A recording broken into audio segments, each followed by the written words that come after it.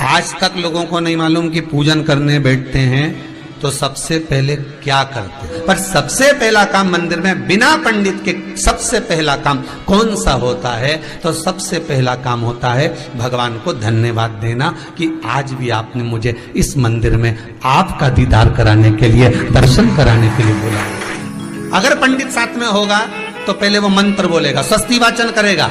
स्वस्ति वाचन करने में उसको अर्थात भगवान के लिए भी प्रसन्नता और आपके लिए भी प्रसन्नता। पर आपके पास कोई ब्राह्मण नहीं, आपको कोई स्तुति नहीं आती, आपको कोई मंत्र नहीं आता, आपको कोई साधना नहीं आती, आपको कोई तप नहीं आता, पर आप इतना तो कर सकते हो कि भगवान के मंदिर में जाकर उनको धन्यवाद दे सकते हो कि तेरी कृपा है जो मुझे चलकर यहां तक बुला लिया, 2 कदम चलाया, यहां तक बुलाया, ये तेरी कृपा है। और बड़ी कृपा करी जो डलिया भर के पूजन का सामान भी लाई, बड़ी कृपा करी जो दूध भरकर भी लाई, बड़ी कृपा करी जो कलश भरकर भी लाई। कितने लोगों का फायदा है कलश भरकर मंदिर ले जाने में? देखिए जरा कितने लोगों का फायदा। हिंदू धर्म में विष्णु पुराण में, पद्म पुराण में लिखा है, सौभाग्यवती नारी जब भरा हुआ पानी का लोटा लेकर कलश लेकर जाती है और उसको देखकर कोई व्यक्ति निकल कर चले जाता है तो जिस काम के लिए जाता है वो काम सफल हो जाता है। मंदिर का ही लोटा, मंदिर का ही पानी, सिर पे पल्लू लेके हर हर महादेव बस शिव जी के चढ़ा रही और इतने प्रेम से रिझा रही। अब फ्री का पानी था तो एक लोटे में मन भी नहीं माने।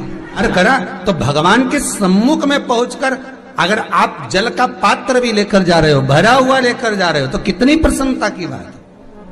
हिंदू धर्म की रीति है, जिस पात्र को हम जल चढ़ाने लेकर जाते हैं उस पात्र में भगवान के चरणों का जल लाते हैं, खाली पात्र नहीं लाते। क्या लाते हैं?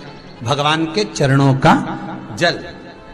उस चरणोदक को लेकर आए, घर में रखा, सबने अपने नैनों में लगाया, हृदय में लगाया, चित्तवृत्ति में लगाया। खाली पात्र हम लेकर वापस नहीं आ रहे हैं। शिव मंदिर में जब जब जाओ, जल चढ़ाने के लिए जाओ, पात्र तुमने शंकर जी को पूरा पानी चढ़ा भी दिया तो शंकर के चरणारविंद का थोड़ा सा जल पात्र में डाल के भले 2 बूंद लाओ, 4 बूंद लाओ, इतना सा लाओ, पर लाओ और उसको पूरे परिवार के नेत्रों में जब लेकर आए हो चरणोदक तो लगाओ।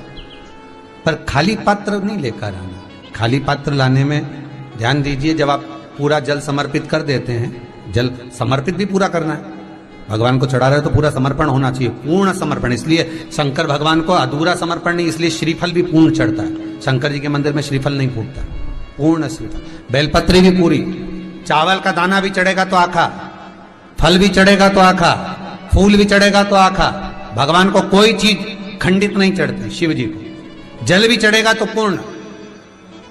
जिस जल को चढ़ाने के लिए लेकर गए उसको बचा कर नहीं लाना है शिव मंदिर में से, संपूर्ण भाग। क्योंकि भगवान के चरण की रज जब हमारे घर में प्रवेश करेगी तो हमारा आत्म कल्याण तो स्वतः ही हो जाएगा। शिव करुणा कर ही देंगे। पर कई लोगों की आदत रहती है, और आपने भी गलती करी होगी, गए होगे, चढ़ाकर भी आए होगे, पूरा पानी भी उंडेल कर आए होगे, चढ़ा भी दिया, छोड़ भी आए, पर लेकर नहीं आए होगे। कई लोग गलती कर जाते हैं और फिर बाद में कहते हैं हम तो इतने साल से पूजन कर रहे हैं, भगवान हमारी सुन ही नहीं दिया। तो भगवान के मैं तो तैयार बैठा, पर तू नवा के चली जाए, लेके तो कहीं जाए। तो भगवान थोड़ी ना कहेगा कि तू मेरे पास में आए तो मेरे चरण की रज लेकर जा। भगवान थोड़ी ना कहेगा कि मेरे पास में आकर तू ये लेकर जा। भगवान तो कहेगा मेरे पास में आया है, मांगना कुछ मत, बस मुझे जो स्नान कराया है मेरा चरणोदक लेकर जा, छीट दे पूरे घर में, संपदा भरना मेरा काम है। जहां मेरी चरण की रज पहुंच गई वहां संपदा स्वतः पहुंचती है, मैं वहां पहुंच जाता हूं।